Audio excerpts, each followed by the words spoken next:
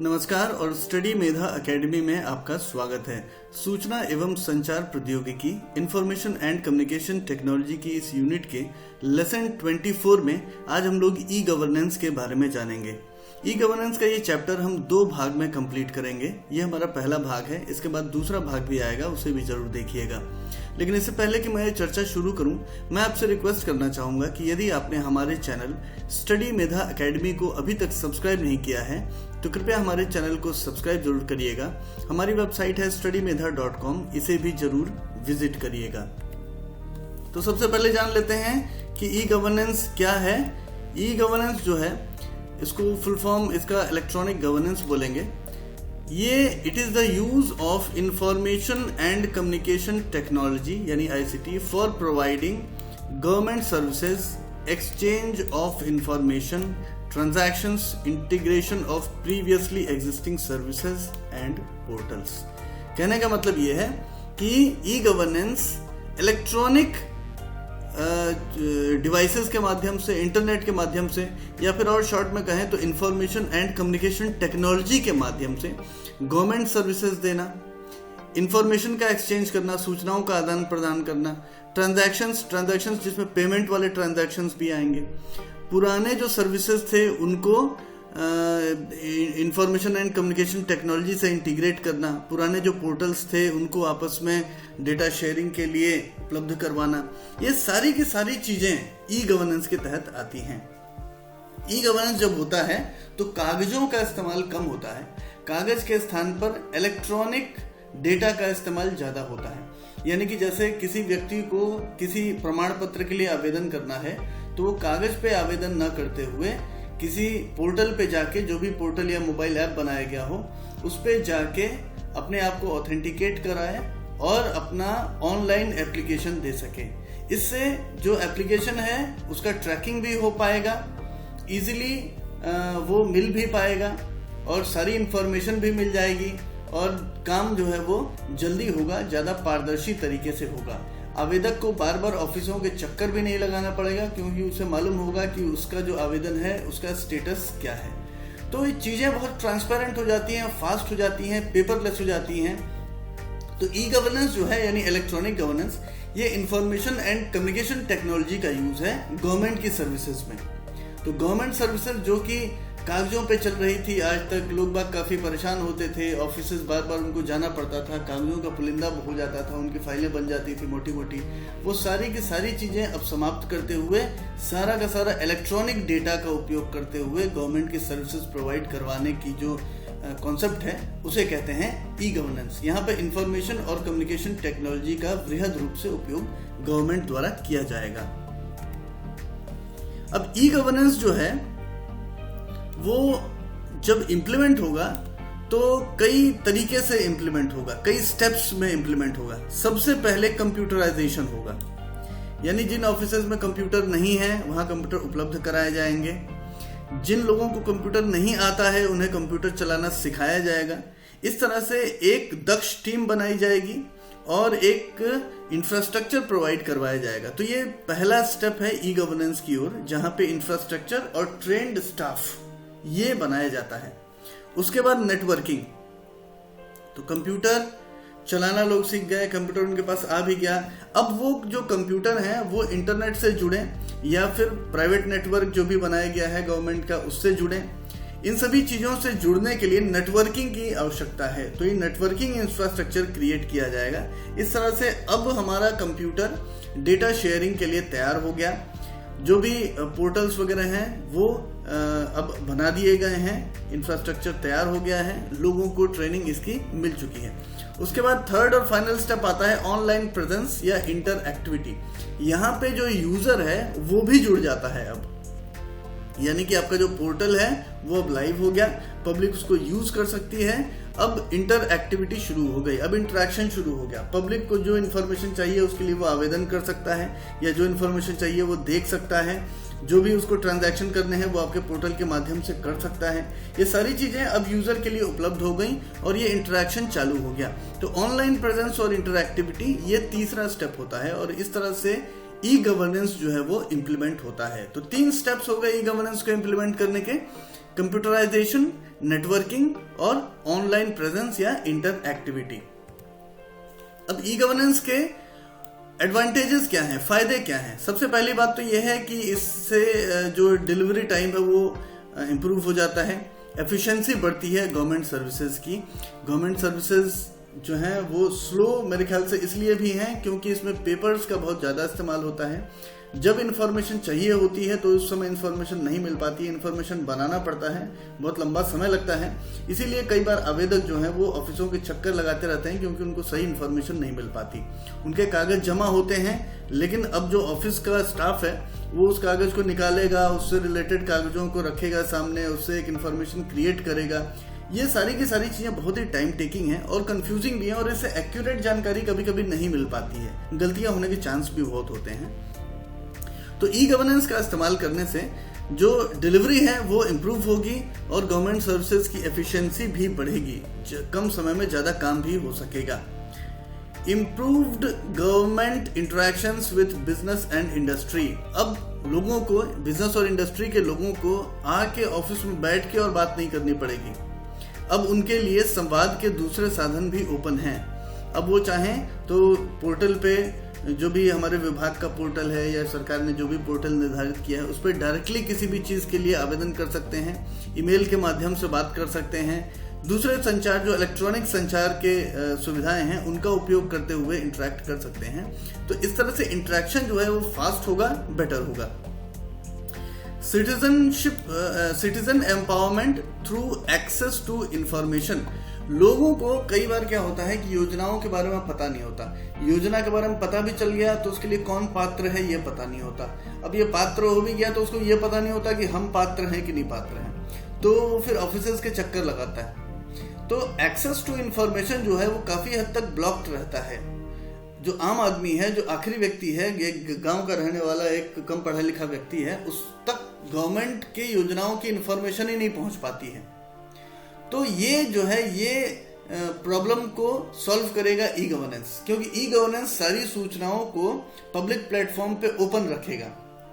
कौन व्यक्ति पात्र है, क्या योजना है, इसमें क्या क्या क्लॉजेस हैं, ये सारी की सारी चीजें जो है वो पब्लिक प्लेटफॉर्म पे होंगी, पोर्टल पे होंगी, जिलों की वेबसाइट पे होंगी, अन्य माध्यमों से जो इलेक्ट्रॉनिक माध्यम है, सोशल मीडिया के माध्यम से सारी की सारी इंफॉर्मेशन पब्लिक को उपलब्ध कराई जाएगी और इस तरह से सिटीजन एम्पावरमेंट की ओर एक कदम आगे बढ़ेंगे।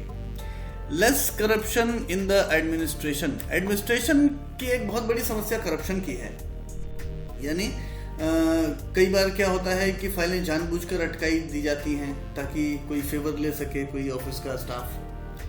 तो इस तरह की चीज़ों को हटाने के लिए ई गवर्नेंस बहुत काम आएगा, क्योंकि आपका जो आवेदन आपने किया उसका आपको स्टेटस पता चलता रहेगा, तो आपको कोई बेवकूफ़ नहीं बना पाएगा कि आपका आवेदन ये ऐसा हो गया, रिजेक्ट हो गया, फलाना हो गया।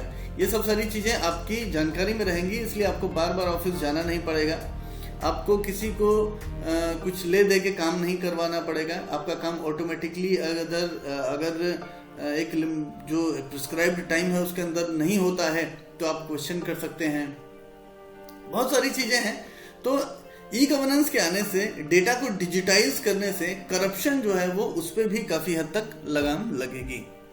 इंक्रीज्ड ट्रांसपेरेंसी इन एडमिनिस्ट्रेशन, ये मैंने अभी इसकी चर्चा कर ली है कि ट्रांसपेरेंसी जो है वो काफ़ी बढ़ती है। जब भी कोई भी इंफॉर्मेशन पब्लिक प्लेटफॉर्म पे आता है, बिना ऑफिस गए हुए यदि हमको डेटा एक्सेस मिल जाता है तो इसका मतलब ये है कि ट्रांसपेरेंसी जो है वो अच्छी खासी हो गई है। तो ई गवर्नेंस का जो इम्प्लीमेंटेशन है उसमें इस बात का बहुत ध्यान रखा गया है कि जो जानकारी है वो ट्रांसपेरेंट रूप से पब्लिक को उपलब्ध हो। Greater convenience to citizens and businesses, ये तो ऑब्वियस सी बात है कि जब पेपर वर्क कम होगा, ट्रांसपेरेंसी बढ़ेगी, इंटरेक्शन होगा लगातार, तो कन्वीनियंस सिटीजन और बिजनेस दोनों को सुविधा जरूर होगी। Cost reductions and revenue growth, एक पॉइंट यहाँ पर ये भी इंपॉर्टेंट है रेवेन्यू ग्रोथ का। रेवेन्यू ग्रोथ यानी कि कई बार क्या होता है कि लोग जैसे मकान सपोज खरीद लिया किसी एक शहर में, अब वो यहाँ पे रहते नहीं हैं, रहते किसी दूसरे शहर में हैं, तो कई बार क्या होता है वो अपना रेवेन्यू टाइम पे जमा नहीं कर पाते, अपना जो प्रॉपर्टी टैक्स या जो भी टैक्सेस हैं अपना वो टाइम पे जमा नहीं करते। लेकिन यदि ऑनलाइन उनको सुविधा दे दी जाए तो वो टाइम पे कर लेंगे। और उनके पास जो रिसीट वगैरह है वो सब भी ऑनलाइन मिल जाया करेगी। तो वो भी थोड़ा सा एक इत्मीनान रहता है उनको भी, और सरकार का काम भी आराम से हो जाता है, उनको अपना टैक्स भी पे करने को इजीली हो जाता है, उनको जाके ऑफिस में जाके और फॉर्म भर के और ये सब करना नहीं पड़ता। तो इसलिए कॉस्ट रिडक्शन भी होता है, लोगों को आना जाना नहीं पड़ता है, न ही जो सरकारी ऑफिस है उसको अपना स्टाफ एंगेज करना पड़ता है। तो कॉस्ट रिडक्शन होता है, टाइम भी बचता है और इस तरह से रेवेन्यू ग्रोथ भी होती है। फ्लैटन्स ऑर्गेनाइजेशनल स्ट्रक्चर, लेस हिरार्की। यहाँ पर ये भी एक इम्पोर्टेंट पॉइंट होता है जिससे करप्शन कम भी होता है। ये जो ऑर्गेनाइजेशन स्ट्रक्चर है जो फ्लैटन होता है तो इससे करप्शन कम होता है। ये भी मैनेजमेंट का एक बहुत बड़ा फंडा है। अब होता क्या है कि ऑर्गेनाइजेशनल स्ट्रक्चर में एक ऑफिस का हेड होगा, फिर हो सकता है उनके जॉइंट जो असिस्टेंट्स हैं वो हों, उनके सहायक हों, फिर उसके नीचे जो भी क्लरिकल स्टाफ होगा, फिर उसके नीचे ग्रेड 4 स्टाफ होगा, ऐसे बहुत सारे स्टाफ होते हैं। अब क्या होता है, कोई भी काम किसी एक व्यक्ति को दिया जाता है तो वो उस काम को करता है, फिर फाइल को अप्रूवल के लिए ऊपर पहुंचाता रहता है। अब जितने अधिकारी उनके ऊपर हैं, जिस व्यक्ति ने फाइल चलाई है, अप्रूवल के लिए फाइल भेजी है, उसके ऊपर जितने भी अधिकारी हैं उन सभी के पास फाइल जाती रहती है और ये एक लंबी टाइम टेकिंग प्रोसेस हो जाती है। बीच में किसी अधिकारी ने कोई क्वेरी की तो फाइल वापस से एक राउंड और चलने लग जाती है। तो ये एक टाइम टेकिंग प्रोसेस हो जाती है और पब्लिक के लिए ये ठीक नहीं होता है, क्योंकि पब्लिक चाहती है कि हमारा काम जो है वो सही समय पे हो, और यदि उनके पास पूरे डॉक्यूमेंट्स नहीं है, उनका काम नहीं भी हो सकता है, तो उन्हें सही समय पे बता दिया जाए कि आपके आवेदन में ये कमी है। तो इस तरह से पब्लिक चाहती है कि उसे इंफॉर्मेशन का एक्सेस जल्दी से जल्दी हो। लेकिन ये फाइल प्रोसेस जब महीनों महीनों फाइल चलती है तो ये चीज नहीं हो पाता है। तो अगर पोर्टल में ही ये सुविधा दे दी जाए कि अगर आपका आवेदन पूर्ण नहीं हो रहा है तो वो सबमिट ही ना हो, सारे डॉक्यूमेंट्स नहीं है तो वो सबमिट ही ना हो, अगर इस तरह के जो चेक मार्क्स हैं वो लगा दिए जाएं तो बहुत ज़्यादा अप्रूवल्स की ज़रूरत ही नहीं पड़ती, क्योंकि बहुत हद तक जो चेकिंग है, जो डॉक्यूमेंट्स की चेकिंग या इस तरह की जो चीज़ें हैं वो सारी की सारी चीज़ें पोर्टल खुद कर लेता है। पोर्टल अपने पास रिकॉर्ड भी रख लेता है, तो बार बार रिकॉर्ड को अवलोकन कराने के लिए ऊपर भेजना भी नहीं पड़ता। तो ये जो फाइल प्रोसेस है उसमें भी रिडक्शन होता है, और इसी को कहते हैं कि ऑर्गेनाइजेशन स्ट्रक्चर जो है वो फ्लैटन हो रहा है, यानी बार बार फाइलें ऊपर नीचे नहीं जा रही हैं। इससे काम जल्दी हो जाता है। जो अधिकारी हैं, जो वरिष्ठ अधिकारी हैं, उनको भी बर्डन कम होता है, क्योंकि उनको भी एक एक चीज़ें बार बार चेक नहीं करनी पड़ती हैं, और काम जो है वो थोड़ा स्मूथ भी होता है, सही तरीके से हो जाता है, गलतियों के चांस भी बहुत कम होते हैं। तो ई गवर्नेंस जो है वो इन सब चीज़ों में बहुत ज़्यादा इंपॉर्टेंट रोल प्ले करता है। reduces paperwork and red tapeism in the administrative process, which results in better planning and coordination between different levels of government. ये यहाँ पर बहुत ही इंपॉर्टेंट है। दो चीज़ों का जिक्र किया गया है। एक तो पेपर वर्क कम हो जाता है, तो पोर्टल का जहाँ से ज़्यादा उपयोग होगा और आवेदन जो है वो ऑनलाइन आएंगे, डिस्पोजल ऑनलाइन होगा, डेटा ऑनलाइन रखा जाएगा, रिकॉर्ड ऑनलाइन रखे जाएंगे, तो ऑब्वियसली पेपर वर्क जो है वो काफ़ी हद तक रिड्यूस हो जाता है। दूसरी चीज़ यहाँ कही गई है रेड टेपिज्म की। रेड टेपिज्म यानी कि फाइलों को अटकाना, फाइल में विलंब होना, काम में विलंब होना। तो ये जो रेड टेपिज्म है ये एक बहुत बड़ी समस्या है हमारे गवर्नमेंट ऑफिसर्स की, और फाइलों में कोई गलती हो जाए तो उसे सुधरवाने के लिए फाइनली पब्लिक को ही परेशान होना पड़ता है। ये एक ऐसी समस्या है जिसको ठीक करने के लिए बरसों से प्रयास किए जा रहे हैं, लेकिन फिर भी इसमें ज़्यादा सुधार नहीं हो पा रहा है। ई गवर्नेंस का उपयोग करने से, ई गवर्नेंस जब ये सारी जो पब्लिक से इंटरेक्शन वगैरह और ये सब ऑफिस के काम ई गवर्नेंस के थ्रू होंगे, तो ये जो रेड टेपिज्म है इसमें कमी आएगी, क्योंकि काम जब ऑटोमेटेड एक मैकेनिकल तरीके से होगा तो कोई फाइल अटका नहीं सकता, कोई काम अटका नहीं सकता। कौन काम अटका रहा है ये भी पता चलेगा, क्योंकि ट्रांसपेरेंसी रहती है। तो पेपर वर्क कम होगा, रेड टेपिज्म कम होगा, पब्लिक को काफी इससे सहायता मिलेगी। और इस प्रकार से जो अलग अलग लेवल्स हैं गवर्नमेंट के, अलग अलग विभाग हैं, और जैसे जो सचिव हो गए या उनके नीचे फिर उप सचिव हो गए, इन सबों में या फिर जो मुख्यालय है और जो ब्रांच ऑफिस है, जैसे जो जिला प्रशासन हो गया और शासन हो गया, इनके बीच में आपस में कोऑर्डिनेशन जो है वो बढ़ेगा, क्योंकि आपस में जो जानकारी का आदान प्रदान है वो एक एक चीज़ के लिए करना नहीं पड़ेगा। चीज़ें पब्लिक डोमेन में उपलब्ध रहेंगी, अपने लॉगिन पे उपलब्ध रहेंगी। कोई भी इंफॉर्मेशन एक दूसरे को देनी हो तो डिजिटली दी जा सकती है, एक दूसरे से बार बार रिपोर्ट लेने की जरूरत नहीं पड़ेगी। इस तरह से आपस में कोऑर्डिनेशन भी बढ़ जाएगा और इस प्रकार से पेपर वर्क कम होगा, रेड टेपिज्म कम होगी और डिपार्टमेंट्स के बीच में, डिफरेंट लेवल्स ऑफ गवर्नमेंट के बीच में भी कोऑर्डिनेशन बढ़ेगा। रीस्ट्रक्चरिंग ऑफ एडमिनिस्ट्रेटिव प्रोसेसेस, ये तो जब ये सारी चीजें होंगी, जब डिलीवरी इंप्रूव होगी, एफिशिएंसी बढ़ेगी, ट्रांसपेरेंसी बढ़ेगी, ट्रांजैक्शंस ऑनलाइन होंगे, जो रिपोर्टिंग है ऑनलाइन होती रहेगी, डेटा ऑनलाइन रखा जाएगा, ये सारी चीजें जब होंगी तो एडमिनिस्ट्रेटिव प्रोसेस की एक रीस्ट्रक्चरिंग होगी, एक नए तरीके से स्ट्रक्चर बनेगा एडमिनिस्ट्रेटिव प्रोसेस का, जहां पे आवेदक को कम ऑफिसर्स में भटकना पड़ेगा, कम लोगों से इंटरेक्ट करना पड़ेगा और उसका काम बिल्कुल ट्रांसपेरेंट तरीके से होता रहेगा। तो ई गवर्नेंस के ये कुछ प्रमुख एडवांटेजेस हैं। एडवांटेजेस सिर्फ यही नहीं होंगे, इससे ज्यादा एडवांटेजेस होंगे, लेकिन ये कुछ प्रमुख एडवांटेजेस हैं जिससे पब्लिक को सुविधा मिलेगी, गवर्नमेंट के कामकाज में काफी ट्रांसपेरेंसी आएगी, एक इम्प्रूवमेंट आएगा और पब्लिक को सुविधा मिलेगी। ई गवर्नेंस के कई टाइप्स भी हैं, जैसे कि हम लोगों ने ई कॉमर्स में टाइप्स देखे थे, लगभग वैसा ही ई गवर्नेंस में भी बड़े टाइप्स होते हैं। पहला है गवर्नमेंट टू सिटीजन यानी G2C। इसके अंतर्गत आएंगे टैक्स पेमेंट्स वगैरह, बिल पेमेंट्स हो गए, ई टैक्स, ई बिल्स, ऑनलाइन एप्लीकेशंस हो गए जो मोबाइल ऐप्स की सहायता से आपको मिलेंगे, जिसमें आप जानकारी देख सकते हैं, कोई आवेदन करना हो तो कर सकते हैं, आवेदन करने के बाद स्टेटस देख सकते हैं। तो ऑनलाइन एप्लीकेशंस और कंप्लेंट्स, टिकटिंग वगैरह वगैरह, ये सारी चीजें जो हैं वो गवर्नमेंट टू सिटीजन आएंगी। तो गवर्नमेंट की कुछ सर्विसेज जो सिटीजन को मिलनी चाहिए वो सब ऑनलाइन कर दिया जाए, तो ये गवर्नमेंट टू सिटीजन टाइप का ई गवर्नेंस हो जाता है। दूसरा होता है गवर्नमेंट टू बिजनेस यानी G2B। अब इसके अंतर्गत होते हैं लाइसेंसिंग, इनकॉर्पोरेशन, परमिट्स। किसी कंपनी को परमिट चाहिए कुछ काम करने के लिए तो ऑनलाइन अप्लाई कर दें, उनको ऑनलाइन परमिट मिल जाएगी। इस तरह की जो चीजें होती हैं वो G2B ई गवर्नेंस होती है। फिर तीसरे प्रकार का है गवर्नमेंट टू एम्प्लॉय यानी G2E, जिसमें HR प्रैक्टिसेस आती हैं, जैसे ई ऑफिस। ई ऑफिस जो है वो एक ऐसा सिस्टम है जो पेपरलेस ऑफिस होता है, जहां पे कोई भी लेटर आएगा तो ऑफिस में उसको डायरेक्टली पेपर के रूप में नहीं लेते बल्कि स्कैन्ड फॉर्म में लेते हैं, और यदि उस लेटर से संबंधित कोई फाइल चलनी है या वो लेटर किसी फाइल में लगना है तो ऑनलाइन जो फाइल बनी हुई है, जो इलेक्ट्रॉनिक फाइल है, उसमें डायरेक्टली उसको अटैच करके संबंधित को भेज दिया जाता है। उस लेटर को यदि किसी और अधिकारी को मार्क किया जाना है तो डायरेक्टली वो मार्क भी हो जाता है। तो पूरी तरह से पेपरलेस ऑफिस जो है वो ई ऑफिस के द्वारा बनाया जाता है। तो ये है G2E यानी गवर्नमेंट टू एम्प्लॉय का उदाहरण।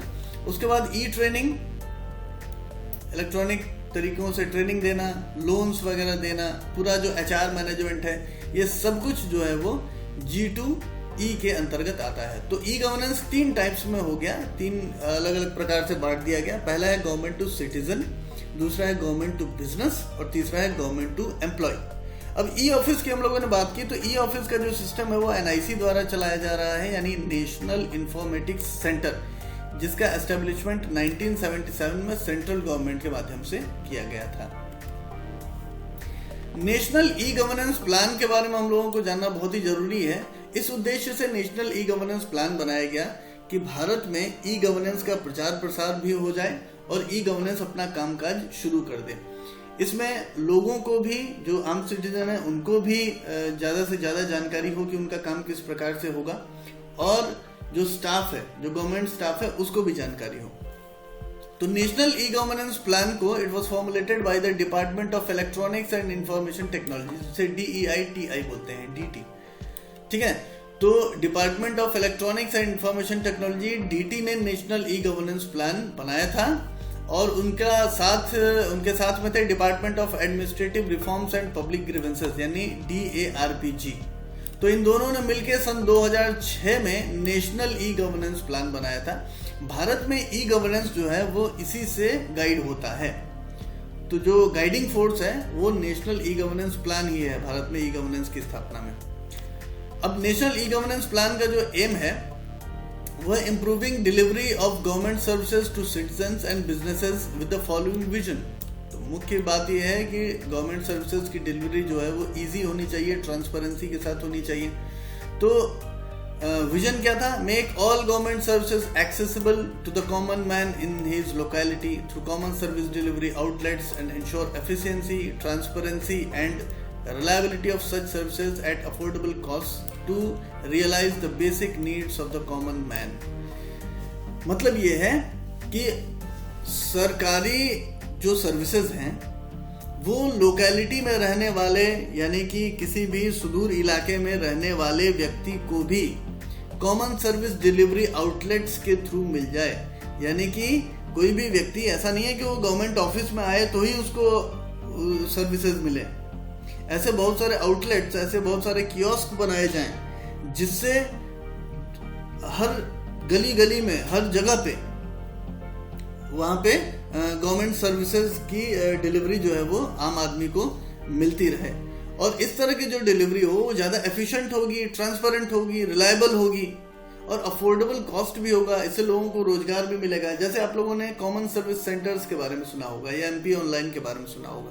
बहुत सारी गवर्नमेंट सर्विसेज जो हैं वो MP ऑनलाइन या CSC के द्वारा दी जाती हैं।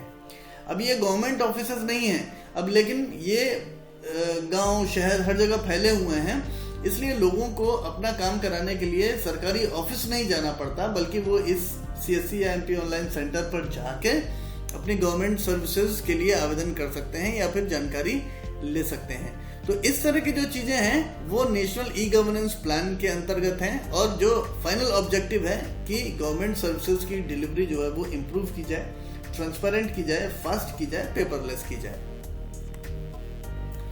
सेंट्रल गवर्नमेंट ने ई गवर्नेंस की स्थापना के लिए बहुत सारे मिशन मोड प्रोजेक्ट बनाए थे। Central government mission mode project यानी जिसे MMP कहा जाता है। इसमें जो सबसे बड़ा प्लान था वो था ई ऑफिस का, e office for modernising and computerising office work. Office, जैसे मैंने ई ऑफिस के बारे में पहले भी बताया था कि कोई भी लेटर ऑफिस में आता है तो वो फिजिकली नहीं आएगा, कागज के रूप में नहीं आएगा। ये आता भी है तो आपके ऑफिस की जो आवक जावक शाखा है वहां से उसको स्कैन करके आपके पास भेजा जाएगा, आपके लॉगिन पे भेजा जाएगा। उस लेटर को यदि किसी को मार्क करना है तो आप इलेक्ट्रॉनिकली मार्क कर लें, किसी फाइल में लगाना है तो लगा सकते हैं, या फिर नई फाइल क्रिएट करनी है तो कर सकते हैं। इस तरह से आपका जो भी पूरा ऑफिस वर्क रहेगा वो ऑनलाइन होगा, ई ऑफिस के इलेक्ट्रॉनिकली होगा और ई ऑफिस के तहत होगा। यानी आपको कागजों पे काम नहीं करना है, न फाइलों पे आपको कागज पे लिखना है, न कोई लेटर किसी को मार्क करना है, न कोई कागज आपको ऑफिस में लेना है, न आपको कोई कागज अपने ऑफिस से भेजना है, और न ही आपको अब जो इलेक्ट्रॉनिक फाइलें हैं इसका कागज संधारण करना है। तो बिल्कुल पेपरलेस ऑफिस बन जाता है। तो ये बहुत बड़ा जो है वो प्रोजेक्ट है ई ऑफिस का। दूसरा है इमिग्रेशन वीजा और फॉरेनर्स रजिस्ट्रेशन एंड ट्रैकिंग, जिसे IVFRT कहेंगे। इमिग्रेशन वीजा और foreigners registration and tracking. Foreigners registration and tracking यानी कोई भी व्यक्ति भारत में आता है या तो घूमने के लिए या तो रहने के लिए, तो उसका रजिस्ट्रेशन करा जाता है और वो कहाँ पे है उसका एक निश्चित अवधि पे उसकी ट्रैकिंग की जाती है। कहीं वो खो तो नहीं गया, कहीं उसके साथ कोई हादसा तो नहीं हो गया, या फिर कहीं वो खुद कहीं छुप तो नहीं गया। ये सारी चीज़ों के लिए फॉरेनर्स की ट्रैकिंग होती है। तो immigration visa and foreigners registration and tracking ये मिशन मोड प्रोजेक्ट के अंतर्गत ई गवर्नेंस के अंदर लिया गया और काफ़ी इस पर बहुत अच्छा काम हुआ है। UIDAI प्रोवाइडिंग यूनिक आधार नंबर, ये आधार कार्ड जो बन रहा है ये UIDAI प्रोजेक्ट के तहत बन रहा है, यानी unique identification authority of India. तो UIDAI जो है वो आधार नंबर सबको प्रोवाइड करती है, हर एक व्यक्ति को, और आधार जो है वो हर व्यक्ति का पहचान का प्रमाण बन जाता है। अब ये जो है ये सेंट्रल गवर्नमेंट का मिशन मोड प्रोजेक्ट है जो कि काफ़ी सक्सेसफुल प्रोजेक्ट रहा और इसमें हर व्यक्ति को एक यूनिक आधार नंबर मिला। हर व्यक्ति के बायोमेट्रिक लिए गए, हर व्यक्ति की जो नॉर्मल जानकारी होती है, जो उसका इंट्रोडक्शन होता है, वो पूरा का पूरा रखा गया और ये सारा का सारा गवर्नमेंट के पास उपलब्ध है। इससे जो गवर्नमेंट सर्विसेज हैं वो कहीं ज़्यादा इम्प्रूव्ड तरीके से दी जा सकेंगी। कोई भी व्यक्ति ऐसा नहीं बोल सकता कि वो व्यक्ति नहीं है या उस व्यक्ति का नाम ऐसा है फलाना ढमाका, जो पहले बहुत सारे कागजों पे जो चेंजेस कर दिए जाते थे वो आधार आने के बाद नहीं हो पाते। उसके बाद पेंशन्स, बैंकिंग तो मिशन मोड प्रोजेक्ट के अंदर है ही, जिसके अंदर बहुत सारी चीज़ें जो हैं वो ऑनलाइन हो चुकी हैं। पेंशन्स का भी काम बहुत हद तक ऑनलाइन हो गया है। अब रिटायरमेंट के बाद भागना बहुत कम पड़ता है। शुरुआत में थोड़ा बहुत चीज़ों का सेटल करने के लिए जरूर जाना पड़ता है ऑफिस, लेकिन उसके बाद फिर आपको कभी पेंशन के लिए भी ऑफिस नहीं जाना पड़ता। बैंकिंग की पूरी सेवा मिशन मोड प्रोजेक्ट के अंतर्गत ली गई है, जिसमें शुरू से खाता खोलने से लेके और बीच में आपको जो लोन चाहिए, आपका कोई भी स्कीम्स वगैरह के अंतर्गत आप इन्वेस्ट करते हैं, ये सारी की सारी चीज़ें जो हैं वो मिशन मोड प्रोजेक्ट के अंतर्गत ऑनलाइन की गई हैं। Modernization and computerization of post offices को मॉडर्नाइज करना एक बहुत बड़ा चैलेंज था और अभी भी ये चैलेंज है। अभी भी ये पूरी तरह से इसमें सफलता तो नहीं मिली है, लेकिन गवर्नमेंट जो है अपने मिशन मोड प्रोजेक्ट के अंतर्गत पोस्ट ऑफिसेज पे विशेष ध्यान दे रही है और इनका मॉडर्नाइजेशन और कंप्यूटराइजेशन किया जा रहा है। कुछ mission mode project state government ने भी बनाए हैं, जैसे कि ई गवर्नेंस इन म्यूनिसिपैलिटीज। तो म्यूनिसिपैलिटीज को अपना जो कामकाज है वो अपने पोर्टल के माध्यम से इलेक्ट्रॉनिकली करना हो रहा है। दूसरा है CCTNS यानी crime and criminal tracking network and systems. CCTNS short form है इसका। ये पुलिस का सिस्टम्स है जहाँ पे क्राइम और क्रिमिनल की ट्रैकिंग होती है। फिर पब्लिक डिस्ट्रीब्यूशन सिस्टम जो कि फूड डिपार्टमेंट करता है, जिसमें लोगों को जो राशन वगैरह मिलते हैं ये पूरी तरह से ऑनलाइन है, डेटा ऑनलाइन रखा जाता है। उसके बाद हेल्थ डिपार्टमेंट MCTS के तहत ये ग्राउंड लेवल पे काम करती है। तो हेल्थ में mother and child tracking system MCTS, जिसमें आशा और ANM वर्कर्स को उनको टेबलेट्स प्रोवाइड किए गए हैं, उनको ट्रेनिंग दी गई है और डेटा जो है वो mother and child tracking system के तहत ऑनलाइन रखा जाता है, जिसे MCTS कहते हैं। तो इसमें मदर और चाइल्ड इनके जो है इनकी डिटेल होती है, इनके स्वास्थ्य की डिटेल होती है, ये सारी की सारी डिटेल जो है वो गवर्नमेंट के मिशन मोड प्रोजेक्ट के तहत डिजिटली रखी जाती है। उसके बाद ई पंचायत, ई डिस्ट्रिक्ट, ये दो चीजें ऐसी हैं जिसमें जो पंचायत और लोक सेवा इनसे रिलेटेड जो कोई प्रमाण पत्र चाहिए, किसी चीज़ के लिए आवेदन किया है, तो जो पंचायत से या फिर राजस्व कार्यालयों से रिलेटेड जो डॉक्यूमेंट्स होते हैं उनकी कॉपी लेनी है वगैरह वगैरह जो भी चीज़ें हैं, इन सब के लिए ई पंचायत और ई डिस्ट्रिक्ट लाया गया है, जिसके तहत लोक सेवा केंद्र खोले गए हैं जहाँ पे लोग जाके अपना आवेदन कर सकते हैं डिजिटली, या फिर लोग ई डिस्ट्रिक्ट की वेबसाइट या ई पंचायत की वेबसाइट से डायरेक्टली भी आवेदन कर सकते हैं, हमको कहीं जाने की जरूरत नहीं होती। और इसके अंतर्गत जो आवेदन होते हैं वो टाइम लिमिट के अंदर शासन को करना ही होते हैं, प्रशासन को। तो पब्लिक को कहीं भी आने जाने की जरूरत नहीं होती, सिर्फ अपना आवेदन करें और उनको जो आवेदन का निराकरण है वो ऑनलाइन ही मिलता है। कोई प्रमाण पत्र भी उनको मिलना है तो उन्हें ऑनलाइन ही मिल जाता है, लेकिन यदि उन्हें चाहिए कि उसका वो प्रिंट लें तो प्रिंट तो खैर जाके लेना पड़ेगा, लेकिन ये पूरी तरह से ऑनलाइन सिस्टम है ई पंचायत और ई डिस्ट्रिक्ट का। उसके बाद एक NLRMP, ये बहुत बड़ा महत्वाकांक्षी परियोजना है, national land records modernization programme, जिसमें लैंड रिकॉर्ड्स को पूरी तरह से GIS लोकेशन के साथ मॉडर्नाइज किया गया। कोई भी व्यक्ति कभी भी अपने लैंड की डिटेल्स देख सकता है और कभी कुछ उसको चेंजेस वगैरह हो उसमें, तो जो है वो इंटरेक्शन भी उसका हो जाता है गवर्नमेंट के साथ बिल्कुल ऑनलाइन तरीके से। तो ये जो मिशन मोड प्रोजेक्ट हैं स्टेट गवर्नमेंट द्वारा बनाए गए हैं। कुछ ऐसे भी मिशन मोड प्रोजेक्ट्स हैं जो गवर्नमेंट दोनों, मतलब सेंट्रल गवर्नमेंट और स्टेट गवर्नमेंट दोनों के मिले जुले प्रोजेक्ट्स हैं।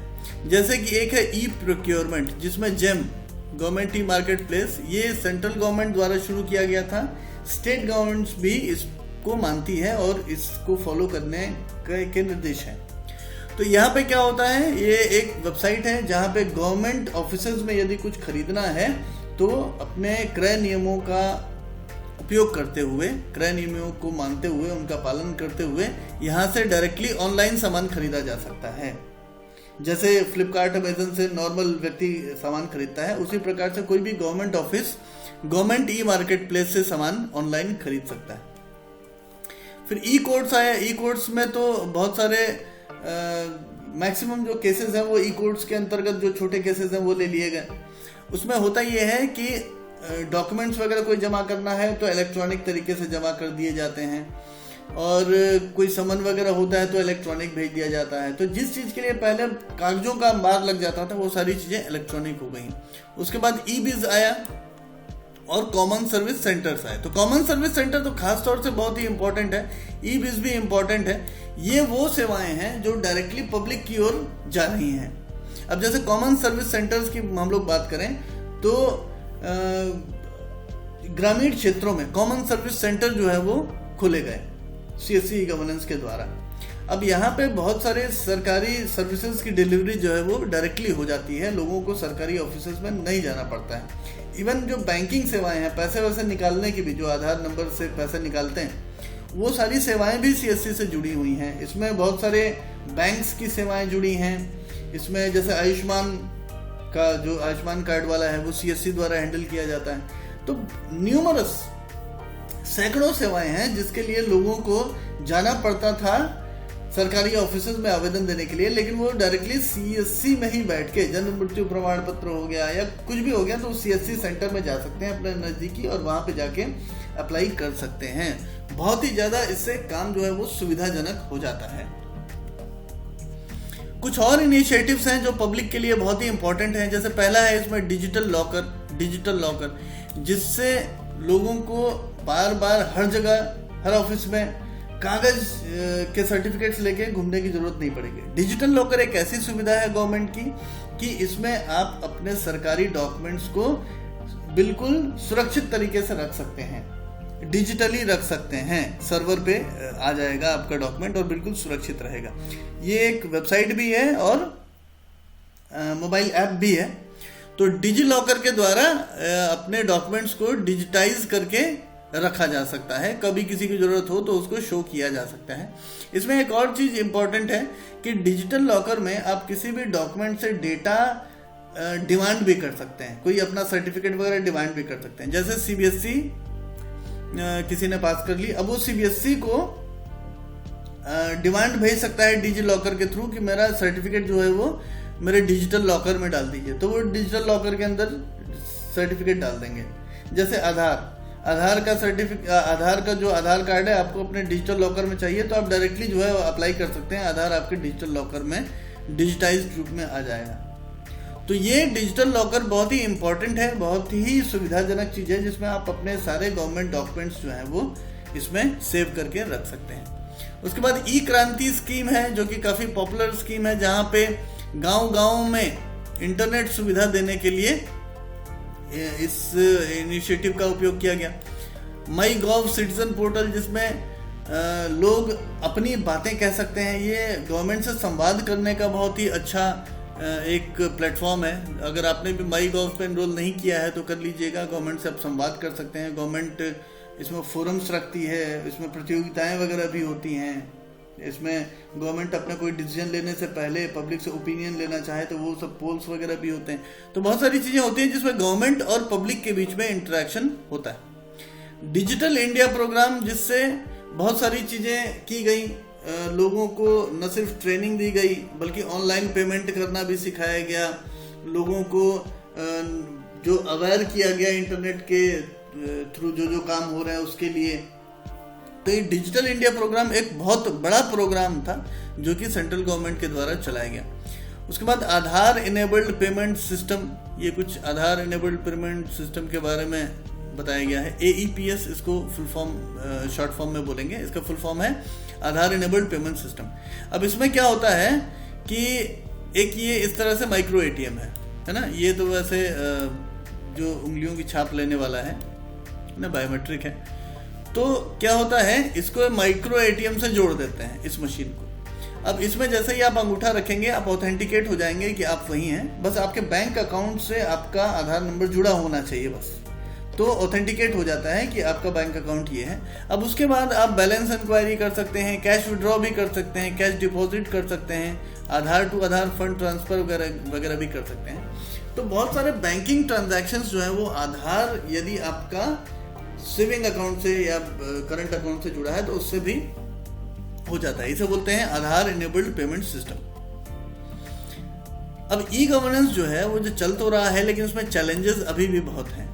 अभी भी इसमें बहुत ज़्यादा काम करने की ज़रूरत है। जो सबसे ज़्यादा इम्पोर्टेंट चीज़ है यहाँ पर वो है ट्रस्ट बिल्ड करना। तो ट्रस्ट की समस्या है यहाँ पर। कई बार ऐसा होता है कि लोग जब डायरेक्टली किसी ऑफिशियल से ऑफिस में आके मिलते नहीं हैं तो ट्रस्ट बिल्डअप नहीं होता। उनको इस बात का विश्वास ही नहीं होता कि मैंने जब खुद आवेदन दिया ही नहीं, मैं किसी ऑफिसर से मिला ही नहीं, तो मेरा काम कैसे हो जाएगा। दूसरी चीज़ ये भी है कि कई बार ऑफिसेज में ऑनलाइन एप्लीकेशन आता है, उसके बाद भी आवेदक को बुलाते हैं। तो दोनों साइड से ये ट्रस्ट का प्रॉब्लम है। जो डॉक्यूमेंट उसने दिया आवेदक ने, उस डॉक्यूमेंट की ऑथेंटिसिटी कई ऑफिसर्स पता ही नहीं लगा पाते। उसको बार बार बुला के ऑथेंटिक है कि नहीं है वो ये जांचते रहते हैं, जबकि इसके अन्य तरीके भी हैं। तो ये दोनों साइड से ट्रस्ट बिल्डअप करना एक बहुत ही मुश्किल काम हो रहा है। दूसरा है रेसिस्टेंस टू चेंज। ये भी दोनों साइड से है। बहुत सारे लोग बदलना ही नहीं चाहते, पुराने तौर तरीकों से ही काम करना चाहते हैं। पब्लिक से ज़्यादा ये चीज़ गवर्नमेंट ऑफिसेज में है, जहाँ पे गवर्नमेंट ऑफिसेज में जो लोग जिस तरीके से काम करते आए हैं वही उसी प्रकार से ही काम करेंगे, चाहे वो ई गवर्नेंस कितना ज़्यादा इम्प्लीमेंट कर दिया जाए। तो कुछ लोग बिल्कुल रेसिस्टेंस हो जाते हैं, बिल्कुल बदलना ही नहीं चाहते। और यदि ज़्यादा ई गवर्नेंस आप लाएंगे, ज़्यादा कंप्यूटराइजेशन लाएंगे, तो फिर हाथ भी खड़े करते हैं और फिर वो दूसरों पे काम अपना डालते रहते हैं। तो जिसको कंप्यूटर आता है वो बेचारा ज़्यादा काम करते रहता है, और जिसको नहीं आता है वो फ्री हो जाता है धीरे धीरे अपना काम इधर उधर डाल के। इस तरह से काम की जो एफिशिएंसी घटती भी है और काम जो है वो सही तरीके से हो भी नहीं पाता। आपस में ट्रस्ट भी जो है वो गड़बड़ होता है, यहाँ पर भी समस्या होती है। तो ये रेसिस्टेंस जो है वो चेंज की रेसिस्टेंस, ये बहुत ही बुरी बात है, और जो कि गवर्नमेंट ऑफिसेज में काफ़ी हद तक देखने को मिलती है। डिजिटल डिवाइड का मतलब ये है कि एक ही घर में एक पिता है एक पुत्र है, सपोज करिए, दोनों के बीच में 30 साल का फर्क है। अब इन दोनों के बीच में डिजिटल एजुकेशन जो है वो बिल्कुल एक का जमीन है दूसरे का आसमान है। मतलब बच्चा जो है वो आज के ज़माने का है तो वो काफ़ी हद तक सारा काम अपना डिजिटल करना पसंद करता है, लेकिन उसके पिता जो हैं वो अपना काम डिजिटल करना बिल्कुल पसंद नहीं करते। ये बहुत बड़ा गैप हो जाता है, और ये गैप जो है वो ई गवर्नेंस को इम्प्लीमेंट करने में बहुत ही मुश्किल पैदा कर रहा है। यानी ऐसा हो सकता है कि आज से 15-20 साल बाद जब ये जनरेशन जो है वो अगले जनरेशन के थ्रू काम करवाएगी, तब जाके ये पूरी तरह से इम्प्लीमेंट हो पाए। क्योंकि ये जो जनरेशन अभी चल रही है इसमें डिजिटल डिवाइड बहुत ज़्यादा है। कुछ लोग डिजिटली काम करना चाह रहे हैं, कुछ लोग डिजिटली काम करना नहीं चाह रहे हैं। ये सिर्फ पब्लिक में ही देखने को नहीं मिल रही है, ये चीज़ ऑफिसेज में भी देखने को मिल रही है। फिर कॉस्ट ऑफ इंफ्रास्ट्रक्चर, कागज पे पहले काम करते थे, रजिस्टर बना लेते थे, जो भी सरकारी रजिस्टर था उस पर काम चलता रहता था, और जब वो रजिस्टर भर जाता था उसको रिकॉर्ड रूम में रखवा देते थे। इस तरह से पहले क्या थोड़ा सा सस्ते में काम होता था। अब कंप्यूटर चाहिए तो कंप्यूटर हज़ारों रुपए का आएगा, कंप्यूटर बीच में ख़राब होगा तो हज़ारों रुपए लगेंगे। फिर प्रिंटर चाहिए तो वो हज़ारों रुपए का आएगा, ठीक है। फिर उसमें अगर आपको स्टोरेज डिवाइसेस चाहिए तो वो काफ़ी महंगे होते हैं। आपको नेटवर्क बनवाना है, नेटवर्क क्रिएट करना है तो उसमें पैसा लगेगा। तो ये जो इंफ्रास्ट्रक्चर है उसका पैसा काफ़ी लग रहा है। तो ये जो कॉस्ट ऑफ इंफ्रास्ट्रक्चर है ये कभी कभी रोक देता है। कुछ ऑफिसेज में जहाँ पे बजट कम होता है वहाँ पे नेटवर्किंग बड़ी नहीं करवा पाते, हाई क्वालिटी नेटवर्क नहीं हो पाता।